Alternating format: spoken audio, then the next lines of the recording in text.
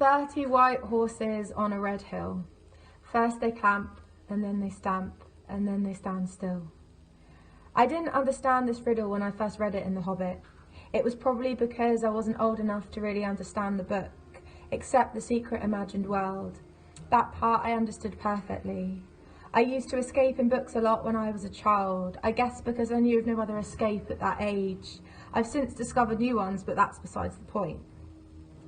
I remember year 3 in my local primary school and we're studying riddles in English.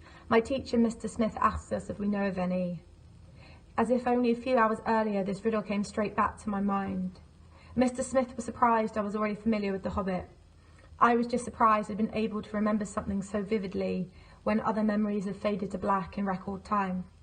Maybe that's why I enjoyed magical, mythical worlds. I didn't have to differentiate between real life and dreams.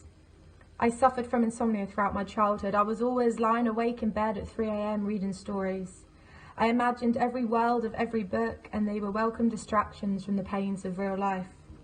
I was sat on my balcony the other day, a tiny tiled space in a dingy apartment, and I was thinking about people, how they work, how they can puzzle me, how we puzzle each other, but also how that's not always a bad thing.